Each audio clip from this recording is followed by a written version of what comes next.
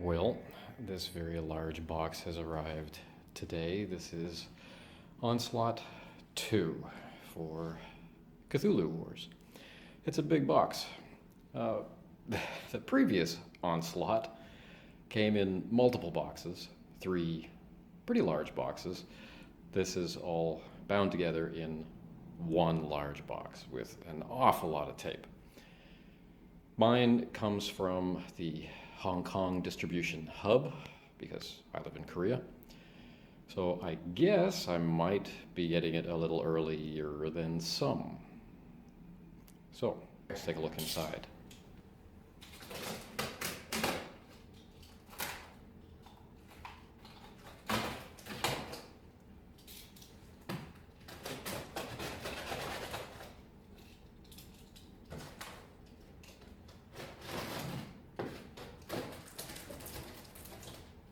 Lots of tape.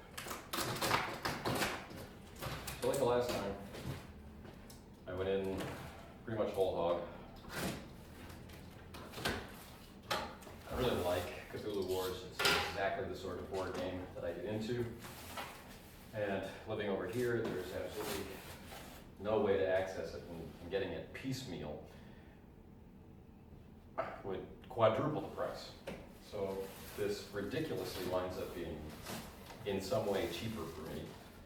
And I imagine there's other people out there who are laughing even as I say that, but it's a sad truth. It's a significant financial hit all at once, which winds up eventually over many years of play being much cheaper. Doesn't sound any better, does it? All right, so we have this small thing inside. We have very interesting styrofoam inclusions, like in not peanuts, which is kind of nice to see. So let's bring this over here. All right, so this object was sitting here. So Peterson Entertainment, Peterson Games. What could be in there, I wonder? And here we have the Chocho faction. Probably can't see it through all the bubble wrap. It's individually wrapped upside down. Okay. These two things are on top. And everything else seems to be in more protective boxes. We've got maps. Now, I didn't go for all of the maps. I figure that I have enough of the maps that for the amount of play I get, that everything should be all right. So this box here is the Shining Trapezohedron, I believe. It's hard to tell. I'm not going to comment. Remember the last video where nothing was what I thought it was? Okay.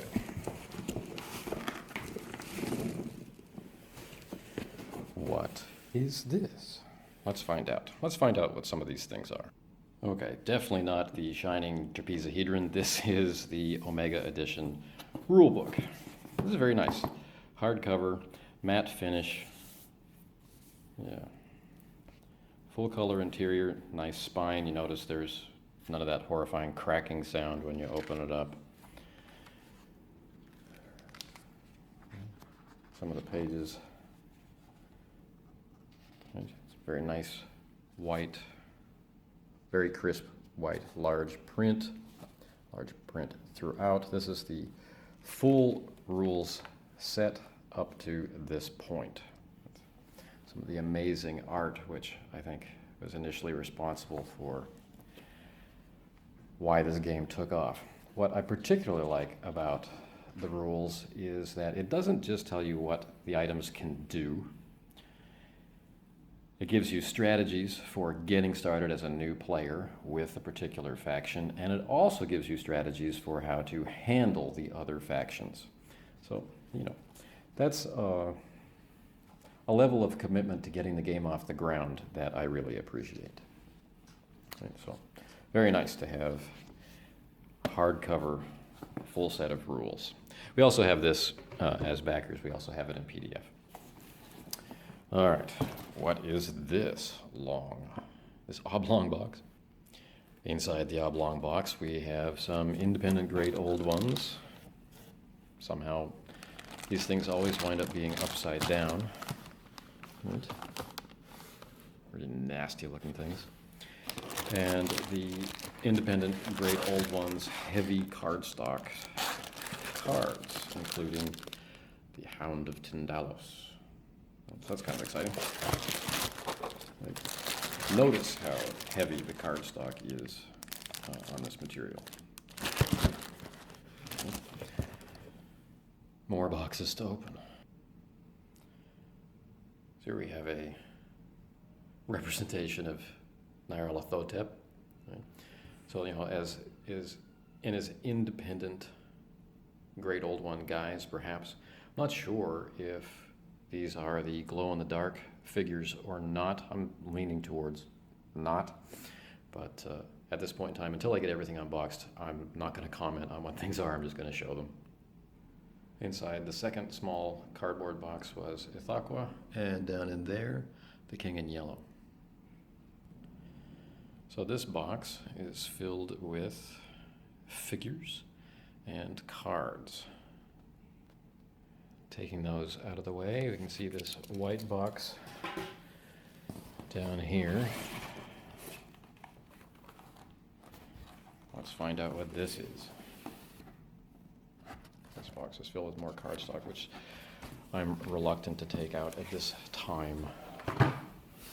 All right, okay, so we see on this box that it indicates that this box is the Glow Goose. Okay, so inside the box marked that it had the glowing Great Old Ones, we have the Ramsey Campbell Horrors boxes. And a number of small boxes. Quite a number of small boxes. And you can see what a logistical nightmare this would be, packing this up for shipping for people. Okay. Still have one whole box to go. Okay, box number 1 has the colored gates, and there are rules for using the colored gates in play where they have some special effect other than being colored, which is kind of nice. This box has replacements for a lot of the cardboard tokens in the game. We've got brain cylinders, and we've got desecration tokens and web tokens and the like. So this kind of stuff is important to me. I find it annoying as people, not games, but people destroy the cardboard material in games, just fidgeting while they play. Well, this is the answer to that, so I'm glad this was an option. Still more. Sounds like dice, doesn't it? And they were another set of dice in a pretty exciting green. The tiny white box is also additional dice for additional effects in the game. This other small box has the new HPL first player marker. It's quite disturbing, actually, how it looks like it's been assembled from parts. It's nice. The base indicates the direction of travel around the board. The next item in this medium-sized box is what I'm assuming is the glow-in-the-dark Cthulhu, with the independent Great Old One card for Cthulhu. The bubble-wrapped inclusion in this box is the Great Old One pack and the Ramsey Campbell Horrors 2. We'll look at those a little bit later. The last box is a suitable size for transporting a head or other large unwieldy material. Let's see what's inside it. The answer? Bubble wrap. I love bubble wrap. Okay. So we have... It's impossible for you to see, I'm sure. These are kind of like display case boxes. The front of them are clear, and you can see the figures inside. Of course, you can't see them on video, and I can't see them in real life, or I can just barely get a sense of them. But on the sides, we can see that we've got the Ramsey Campbell Horrors #1, and we have the Cosmic Terrors box. Okay. So again, we'll talk about those later. Next.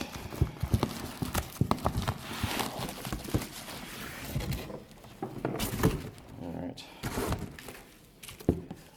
Next. Cthulhu Wars library at Cthulhu map. So this, why did I get this? This I got because every once in a while you want to play the game that you want to play, but you want to play it a little differently. And this provides that option. Reskinning Cthulhu Wars in a very different sense. So I find this refreshing, that it's almost like getting multiple games in one, and again, as a further commitment to making sure that Cthulhu Wars is, worth it for the people who invest in it. And the last box I'll open is this one, which contains High Priests and other strangeness. So let's take a look at everything. We have the hardcover rules. We have improved cardstock. We have the new Cho-Cho faction. We have the Ramsey Campbell Horrors #1. We have the Ramsey Campbell Horrors #2.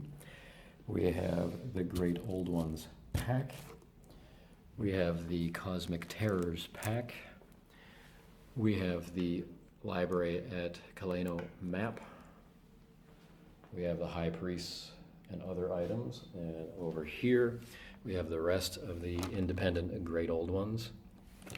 And we have the King in Yellow and Windwalker.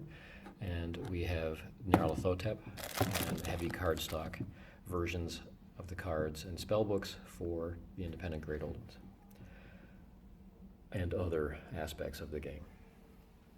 That's what I got in Wave 2, Onslaught 2, not Wave 2, in this giant box. The Onslaught 2 campaign produced 11 glow-in-the-dark Great Old One figures. So Cthulhu and the ones you see here. Now let's take a closer look at the ones that came in the box. This first one is Rantegoth, and this goes with the Windwalker faction. This is Ubosathla from the Cho-Chos in its disgusting pink. Now all of these figures glow in the dark. This is Shub-Niggurath, the black goat. I wasn't able to get a good video recording of the figures glowing, but I'll append a photograph at the end of this sequence. Here we have Hastur, he who should not be named. Now Hastur came with, well, a tentacle missing, which was in the bag. And at first it wasn't obvious to me where this tentacle belongs, but a close visual inspection brings us all the way around to the front of the figure where the piece broke free. So it's a simple matter to just glue it back on. So no harm, no foul. In the original core set, one of the tentacles from one of the Dark Young figures came loose, but simple enough matter to fix. No big deal. All right, the next figure we see is Azathoth in this very dark black. But like all the other figures, he glows a dark green. Here we have the cheerful face of Tsathoggua, getting ready to slowly storm across the board. Next up, in a bilious purple, we have Yog-Sothoth. Quite a confusing character. So as this collection of figures starts to pile up, the horror of the game becomes more and more apparent. Now, Hastur was previously the largest, most dominating figure, even compared to Cthulhu, because while Cthulhu is taller, it's leaner. Here we have the elegant, I just love this figure of Ithaqua, the Wind Walker, twisted and whirling with the frozen air emanating from his screaming maw. Just fantastic. Now, this figure and the Rantegoth figure, they glow really, really quickly and really, really brightly. Here we have the king in yellow. Again, the same elegant sculpt. Now, the material for these figures is a little different from the originals, and the level of detail and the tactile sense of them is slightly different. So it's nice to have the distinction. Here we have the glow-in-the-dark Cthulhu. All these figures are the same sculpts as in the original game, just different material. Now, mine in the core set had a very, very curved wing, and the spread of the wings was wider than this. So it's kind of, Cthulhu looks a lot more aggressive in this pose. Here we have the crawling chaos, Nyarlathotep, in a much darker blue than he is in the core set. When you first start to prepare them for glowing, his limbs are the first thing that begin to phosphoresce. Fresh out of the box, Ithaqua looked like this, and the king in yellow, well, looked like this. No sign of glowing yet. It's too early for them to charge. But after a few minutes, I began to notice that Ithaqua had kind of a sheen to it. But not much change was evident in the king in yellow. So turning the lights out, but this was still during the day with the blinds down, you can clearly see that Ithaqua is radiating fluorescent energy. Now, we've got all the what I now know to be the glow goos in the box, and I'm very doubtful that Azathoth is going to glow. But as you can see, that doubt was misplaced. Azathoth is turning green. We can see the glowing limbs of Nyarlathotep. If I turn the lights out completely, we see Ubosathla, which is a dark pink, in the bottom left-hand corner, is now glowing a nice white. Hoster's beginning to glow, the king in yellow. Shub-Niggurath has got a red cast to her. Everything is generating light or radiating light. But nothing's very brilliant except for Ithaqua and Ren-Tegoth. Now, this is after 4 hours of charging, having them out in the light. I turn the lights out completely. This is what we can see. We can see, light pollution on the blind behind Ren-Tegoth, and we can clearly see Ubosathla, but the others will need more time to get up to their full glow. And that's it for the glow-in-the-dark Great Old Ones. This in gray is the High Priest and one of the acolytes for a homebrew faction, if you wanted to make something. Here are the two collectible figures, the insects of Shagai and the satyr or satire. All right, in the red. We saw the previous collectibles in the last video. Here are the different ritual tracks on better cardstock, ranging all the way down to 3 players.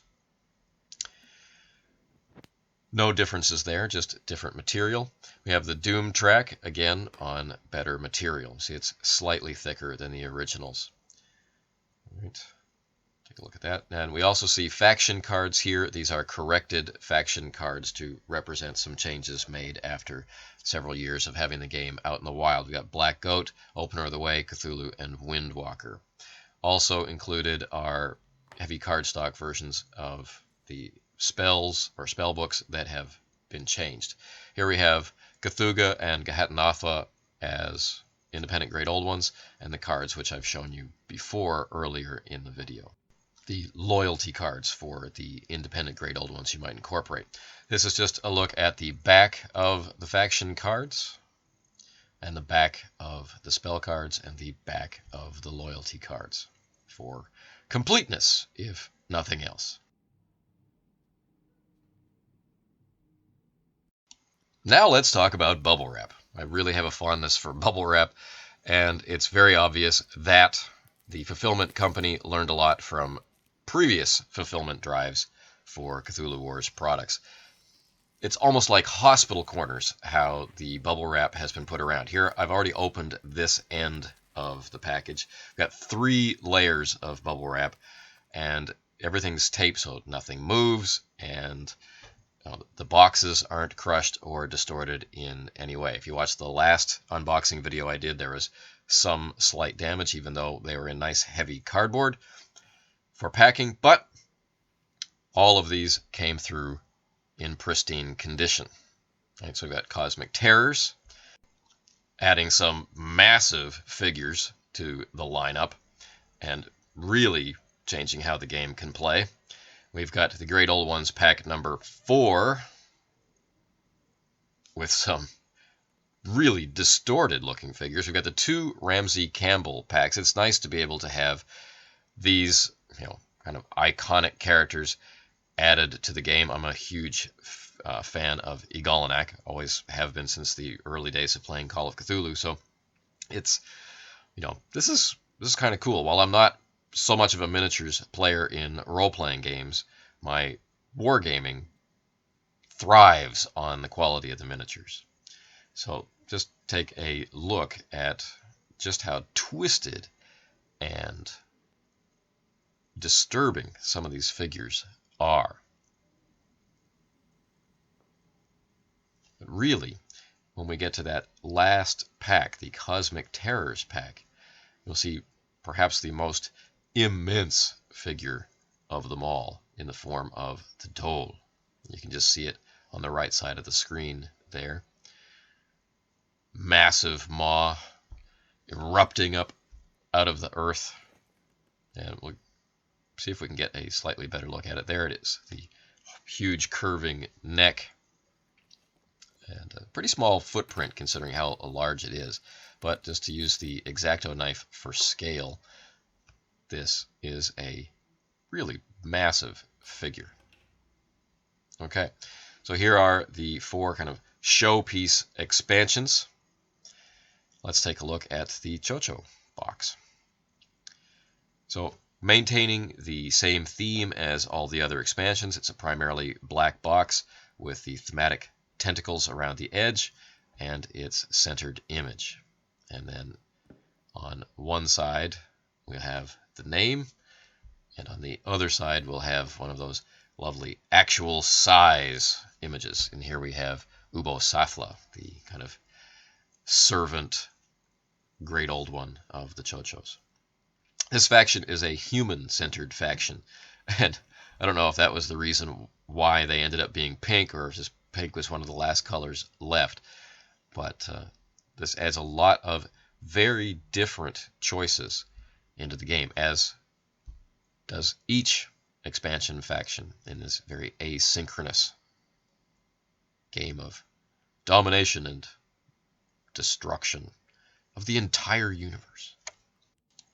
One of the new and noteworthy inclusions in this set are the brain cylinders. So it comes with cardboard tokens, but later on in the video you'll see the plastic replacement versions of these, which are really pretty cool. If you want to play the game, you have to have a Cthulhu of age 14 or higher. Okay, the next expansion is the Library Map expansion. Now, Sandy calls it the map at Solano. I'm kind of facetiously calling it the map at Kaleno because I'm not from Sanada. But anyway, this library map, I'm really quite excited about getting this to the table as a very different take on how to play the game, with the librarian wandering around and the unusual requirements for spellbooks. It kind of turns the game on its head, which I think was Sandy's intention with the design.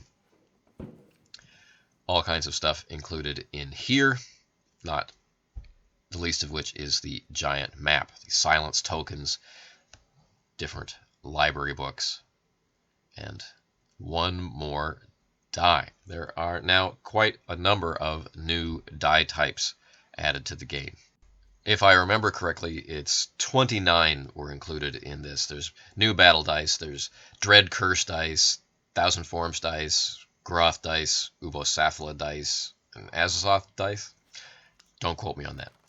Okay, here is the Shining Trapezohedron, finally, right? All kinds of plastic tokens. We've got the brain cylinders, we've got desecration, we've got webs that you can see, elder sign tokens, and where appropriate, they're in each of the faction colors. Everything else seems to be in this kind of neutral gray color, such as the filth tokens or the like. Take a look at this. Right. Lots of good texture. The Elder Sign tokens are double-sided, Elder Sign on one side and their value on the other, with a bunch of glyphs kind of to help disguise what the value might be. So it's kind of neat. The web tokens are textured on one side and flat on the other. And the desecration tokens are single-sided. So here we have one end of the timer with this red icon. The Elder Sign token, see the red brain cylinder. And